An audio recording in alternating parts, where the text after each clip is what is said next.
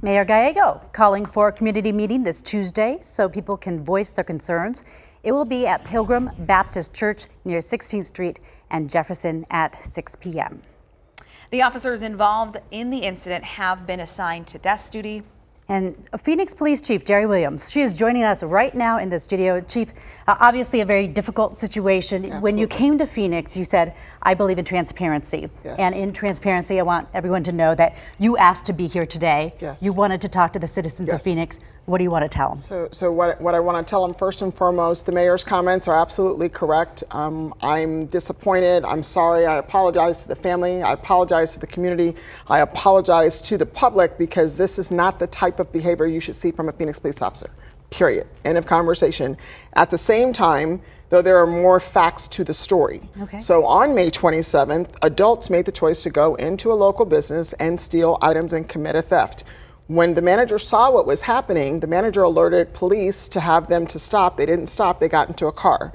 They stopped once and let a lady out who ultimately had warrants, and then the vehicle left again.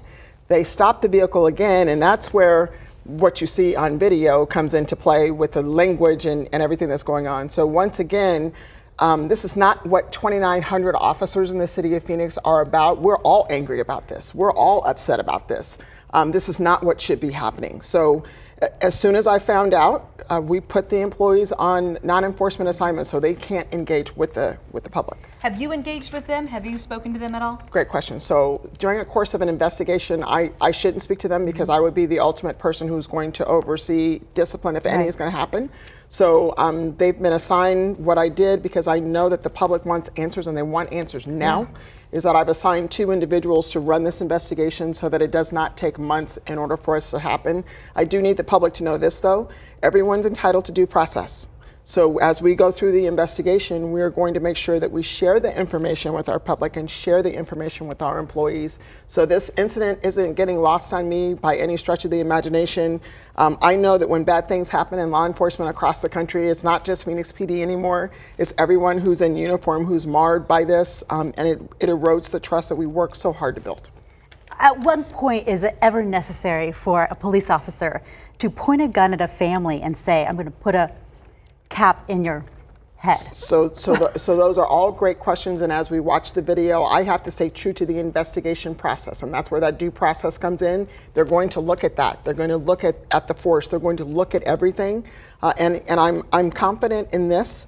I'm confident in the fact that the other 2,900 officers out there, we're all feeling this. We're all feeling that this should not have happened in the way that it happened. And frankly, a lot of us are very embarrassed. So what needs to happen? What needs to change so that your officers aren't doing this again and this isn't all over the news everywhere in the country? Great question. So we're rolling out body-worn cameras. I know that there's some concern, why didn't the officer have body-worn cameras? To refresh everyone's memory, we began the process of rolling out body-worn cameras starting in April. We're now speeding that process up. So we have about 600 cameras out there. I think the body-worn cameras is a tool. We need to upload some training. I need to go speak directly with my employees, attending briefings, having conversations. We're better than this, and I know that we're better than this, but what I would ask the community to remember is that this is not who the Phoenix Police Department is. But it is right now. In national news, they're saying this is who we are, and they're saying that this could be a race issue. Do we have a race problem? It's a great question, and I don't think we have a race problem. At the end of the day, the officer was making a stop of a theft that happened that was alerted by that manager in the store to say, hey, look, the adults are taking things. So what I'm hopeful to find is to get to the bottom of this, to get to the truth, and that's what the investigation is going to give us. How did you first see this video? What was your initial response? You're a mom. You're a cop. Well, I'm more than that. I am a member of this community and have been. I'm a native Phoenician, so this speaks volumes to my community. I was outraged. I was embarrassed. I'm sorry. I am sorry that this is what I'm here talking to you about instead of the amazing things that my department is doing and that the nation is not even aware of, because I can't talk about it because of this incident. You have so many officers. I mean, you have thousands of officers that you oversee. Is there a problem, though, that exists in the community with those officers that we don't know or we're just now learning about as far as treating everybody equally and fairly? So I don't think it's a problem in the community.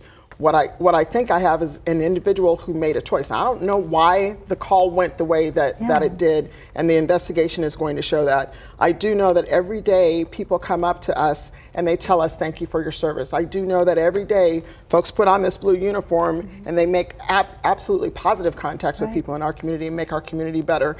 This is marring our good job and our good work, and I'm committed to fixing it. Okay, there's a big meeting on Tuesday. Yes. The mayor's calling it. I imagine you'll be there. How do you expect this to go? I think that it's very important to hear the community voice. There is outrage, there is anger, there is disgust out there. And I'm equally as disgusted and angered as are my 2,900 employees.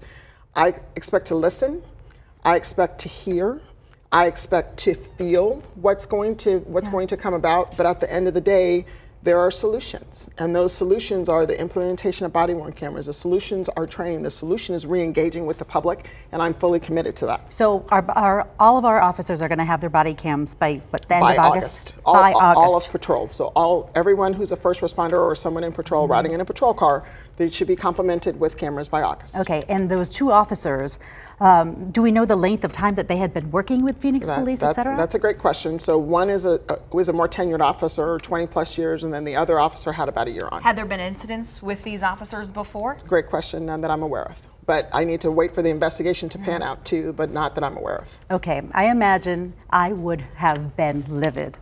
First thing that you are implementing next, or the next day, what happened? What is the cause of change? What's happening to change this policy right now? So due process has to happen. So I get this age of social media. Everyone wants information now.